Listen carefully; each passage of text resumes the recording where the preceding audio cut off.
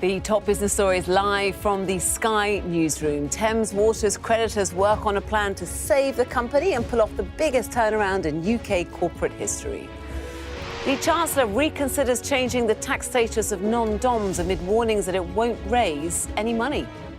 Plus, why OpenAI is making the move to become a for-profit company which could net its founder $10 billion.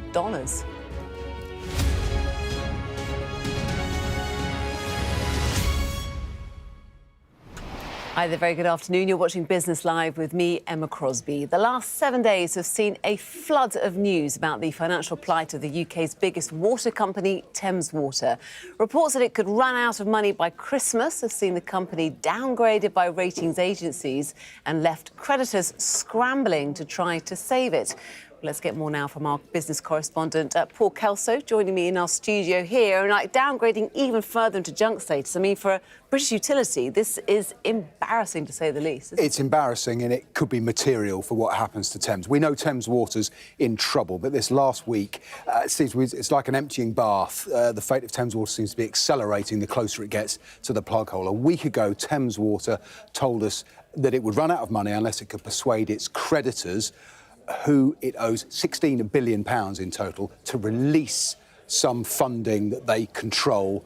It's going to run out of cash if it doesn't get that. That partially triggered this downgrade by the ratings agencies and raises questions about how easy it is going to be for Thames to raise debt. I understand from talking to the creditors, they are effectively pursuing a plan that pretty much takes the future of Thames Water out of the hands of its current management. The current management are talking to Ofwat, the regulator, about its future business plan. They're trying to find new equity investors. They're not going to be able to do that without reaching a deal with these creditors. It's drowning in debt. So the creditors are trying to pursue their own plan. They will have to lose some money, perhaps swap some of it for equity, but they want to reach their own deal with the regulator Ofwat, essentially to be able to charge customers more so that this company is investable again, so they can go out to the markets and persuade somebody to put new equity in, billions and billions of pounds required to keep the company afloat, that it simply won't do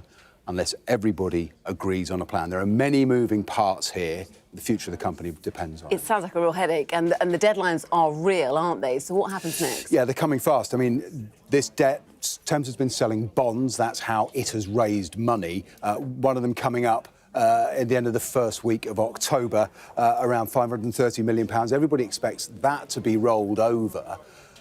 But there is pressure here. Ofwat will give its determination how much customers can be charged by December.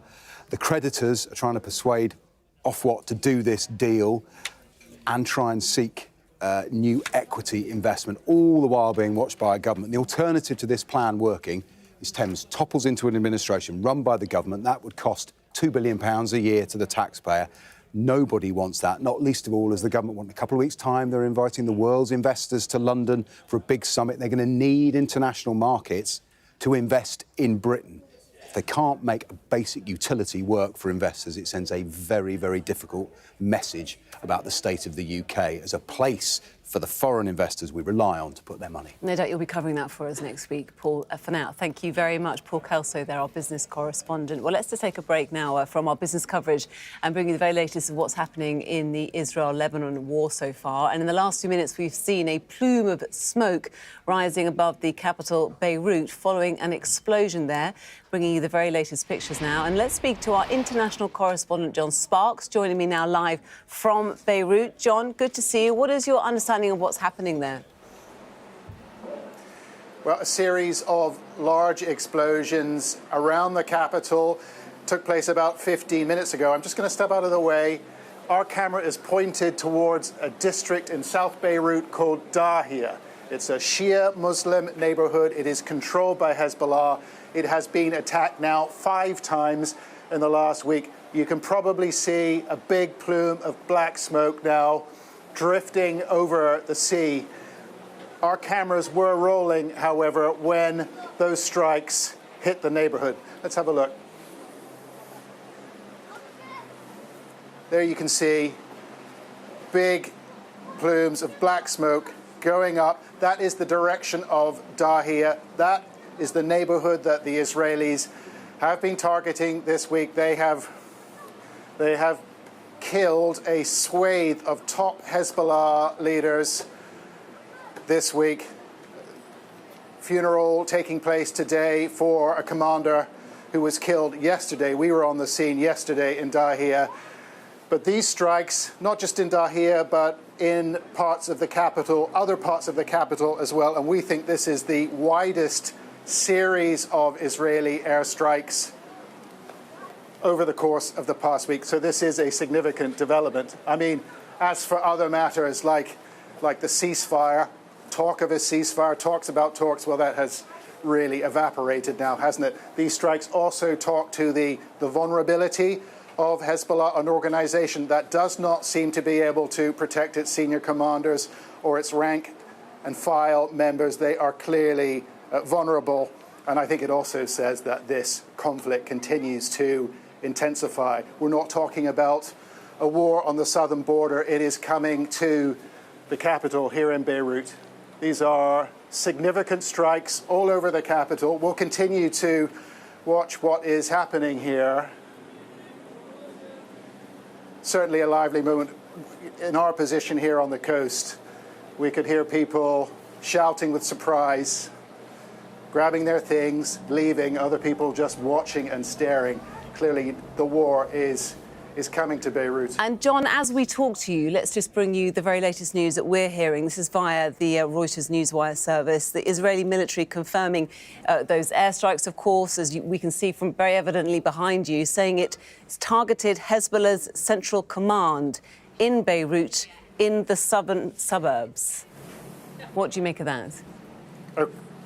Okay, well, that is par for the course. The Israelis do confirm when they have struck targets in Beirut. They do claim a responsibility for killing, and have done this week, for responsibility for killing various Hezbollah leaders. We then wait for confirmation from Hezbollah. And we got that this morning in the case of a commander called Mohammed Sarir, the head of their drone division.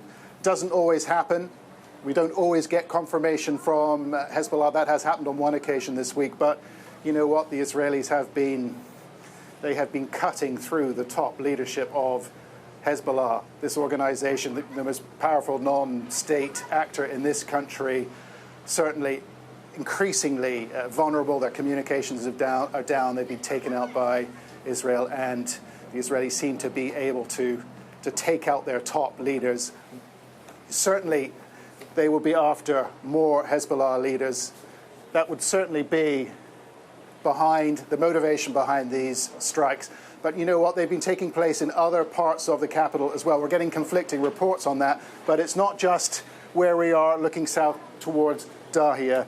It's also taking place in other parts of the capital as well. This is a big bombardment. We're not talking about a barrage in southern Lebanon or in the Bekaa Valley. It's a barrage, it's a bombardment here in Beirut. That's only going to unnerve people here even more. And John, again, just to give you the very latest on the news wires that I can see here from our newsroom here in London, Hezbollah's Al Manar TV station talking of a smouldering crater in Beirut's southern suburbs. It gives you a sense of just the size of the attack or the missile strike and the destruction that it's caused. Of course, we can see that there from the smoke that's behind you. And as you will note all too well, 700 people killed so far, they believe, this week, according to Lebanon's health ministry. But I suppose the world eyes have been focused very much on New York today, on of course, the UN's headquarters, and Israel's Prime Minister Benjamin Netanyahu speaking just in the last few hours, saying he believes his country is fighting for its life.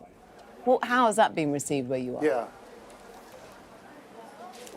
that will be viewed with despair by most people here, the vast majority. It's important to say that Hezbollah is not Lebanon, and Lebanon is not Hezbollah. It is a part of this country. It is arguably the most powerful political and military unit or grouping in this country, but it is not Lebanon. But what I will tell you is that many people here are really angry with what Israel is doing. They feel they're being dragged into a war by Netanyahu, something that they don't want. This is a country with all sorts of problems, economic and political. It's got a caretaker government, can barely run itself, this is the last thing that most people want. And I think there were hopes dashed very quickly, but hopes raised by the Americans and others that a temporary truce, a temporary ceasefire was possible. Certainly the words from the Americans a couple of days ago were pretty positive, weren't they? They expected some sort of deal to be done. That has been dashed, and this is proof of it, isn't it? I mean, that a ceasefire, some sort of truce, that is a long, long way away. It certainly seems that the Israeli Prime Minister does not appear to want to be dragged into any type of ceasefire arrangement. Whether Hezbollah would welcome that or not, they may well do. They've shown themselves to be very vulnerable in the last week or so. Their communications infrastructure has been completely wiped out. They can't protect their senior leaders. They can't protect their rank and file members. I mean, remember the pager explosions, the walkie-talkie explosions, thousands of people injured in those explosions. This is an organization that may wish to regroup. It may feel it could benefit from a ceasefire arrangement. Certainly, Benjamin Netanyahu, the Israeli military, are not going to give them that opportunity. John, for now, thank you very much. John Sparks, our international correspondent, with the very latest live in Beirut. And of course, at the top hour at 5 o'clock, we'll be doing a special programme with Yalda Hakim live from Beirut. And do stay tuned for the very latest on that. In the meantime, let's continue with our business coverage for you now, wrapping up the week. And there have been reports today that the Chancellor is planning to soften her plans to abolish non-dom status in her budget next month, amid fears that they wouldn't actually raise any money. Rachel Reeves had hoped to raise around £1 billion a year by ending the perk used by rich foreigners who are resident here in the UK but pay their tax based on their permanent address being overseas. Live now to Westminster, and our political correspondent has got the very latest, Liz Bates. Good to see you this evening, Liz. So what is the feeling in Westminster then? Is there a sense that the budget raid on non-doms will be watered down? Well, I think this is all part of budget speculation, unsurprisingly, because Rachel Reeves, the Labour Party, is in government, but she still hasn't delivered her first budget, and we still have a few weeks to wait for that. It will be on October the 30th. The focus of the speculation, as you've said, has fallen today on this issue of non-doms. It formed a big part of the general election campaign. One of the reasons during the last government that it was in the news quite a lot was because the then Prime Minister Rishi Sunak's wife, Akshata Murty, had non-dom status, which she was criticised for. She then relinquished it. The former Chancellor, Jeremy Hunt, said that he would put plans in place to phase out the advantages that non-doms get in terms of tax here in the UK. The Labour Party, during the general election campaign, said they would go much further and close a couple more loopholes, a 50% discount for bringing foreign income into the UK during that first year, phasing out. And they said foreign assets held in trust would be subject to UK inheritance tax. They said that those measures would raise £1 billion. It sounds like, based on the speculation that is circulating today, that they've had a bit of advice maybe from the Treasury to suggest that they don't know that figure would be reached. And, of course, there's always the possibility that the changes could drive away high net worth individuals out of the UK. And, of course, alongside that, future investment. We don't know that that's happened, but that is the speculation. We have had, though, a statement from a Treasury spokesperson who has said these reports are speculation, not government policy. The Independent Office for Budget Responsibility, the OBR, will certify the costings of all measures announced at the budget in the usual way. So they still have a few weeks to figure out these details. And of course, as always in Westminster, the speculation over what she's going to announce in that budget will continue. OK, Liz, for now, thank you. Now, OpenAI was founded back in 2022 with the self-stated aim to advance digital intelligence in the way that is most likely to benefit humanity as a whole, while the San Francisco-based creator of ChatGPT has undergone something of a mission change, which will very much benefit its founder. It's announced it's moving ahead with plans to become a profit-making company, which could net Sam Altman as much as $10 billion. Well, joining me now is Dan Ives, Managing Director and Senior Equity Research Analyst at Wedbush Securities. Dan, good to have you on the programme. So OpenAI is upending its founding principles and becoming a profit or for-profit company. Is that a good thing in your eyes? Look, I think it was a matter of time. I mean, we're talking about $1 trillion of incremental AI spend, where OpenAI is one of the golden childs in terms of the AI revolution. And I think Altman and others you're clearly going to have some obviously turnover like we're seeing. I think it's a good thing for OpenAI. It's a good thing for the industry. Many don't agree, though. Elon Musk, pretty influential man who actually stopped his involvement in AI quite a few years ago now, says you can't convert non-profit for profit. It's illegal. Is he right? Look, I mean, and Musk and others will criticize OpenAI, but the reality is this is a Game of Thrones battle in the AI revolution across big tech. OpenAI is leading this along with Microsoft and others. So they're going to get definitely noise and criticism from this. But I think there was no other path, because given where OpenAI is heading with the Apple partnership with Microsoft and what essentially now is going to be one of the most thriving private, potentially public companies over the next few years. They announced this on the day that 3 high-profile executives left. I think 5 have left over the last 3 months. What is going on? Hey, look, these are people individually that didn't want to be part of a for-profit organization. As much, who used to be associated with OpenAI, they wanted for the nonprofit. Now we're talking about what's essentially going to be one of the biggest private, probably public companies out there in terms of the AI revolution.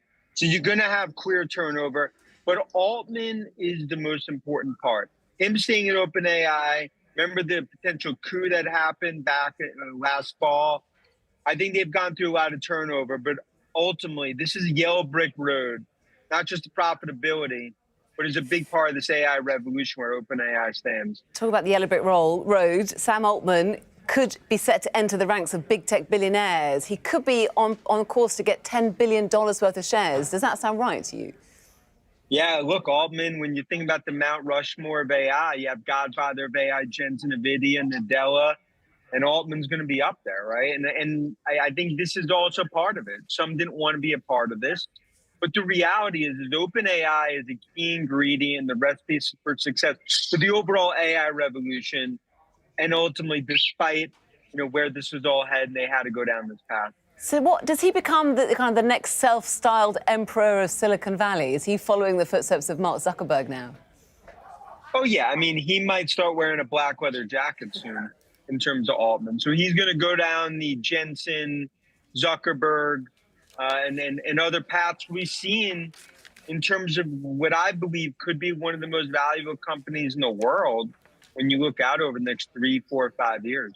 We'll get you back on to talk about it further, but for now, thank you so much for joining us, Dan Ives, there from a very sunny Detroit. Thank you.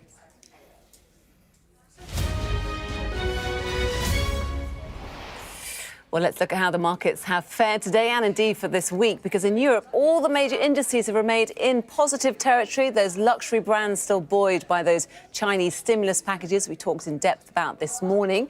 Quick look at London for you. It's a very similar picture, actually. The market, well, trading up 0.5% to close, but higher on the week, up over 1% now. The Pru's still one of the top performers of today. In fact, it's done very well all week, as well as the chemical manufacturer Croda. You can see they're trading higher by 3.5% and 2.7% respectively. Outside the FTSE 100, Burberry, one of the luxury equities, rebounding on news about that Chinese stimulus package, up over 18% on the week. Today, it's trading higher by nearly 7%. Let's have a look at what's happening on Wall Street as well. It's been a good day so far for the S&P 500. The Nasdaq, those you see, is trading lower by 0.4%. Some weakening in tech stocks. Dell, Broadcom and Nvidia currently some of the biggest losers. But bear in mind, these markets are still sitting at all-time highs. On to the currency markets for you now. The pound will buy you $1.34 and trading a little lower on that front and a little higher against the the euro, pretty flat, though, at €1.20. The pound having a very strong run against both those currencies of late. A barrel of Brent crude will currently set you back 71.45, down 0.2%. Of course, we've all been looking at the oil price of late. And so has Luke Hyde-Smith. So let's talk about that in a bit more detail. Luke Hyde-Smith, the co-head of multi-asset strategies at Waverton Investment Management, here to tell us his thoughts on the week that was. Let's take stock of that trading week. Very much focused on the Asian markets, China looking to boost its economy. What do you make of the market performances we've seen globally this week? Yeah, I mean, as you say, all the action this week from a market perspective has been out of China. We had an unscheduled policy announcement on Tuesday, support for the economy through a reduction in policy rates, for support for the real estate market, and support for the wider equity market. That was followed on Thursday by some further boost to fiscal measures.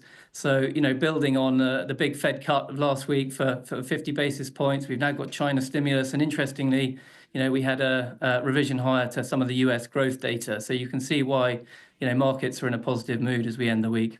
How long do you think the bounce will last, Luke? Because we've got the Shanghai index, the Hang Seng at 16-year highs. Will it last?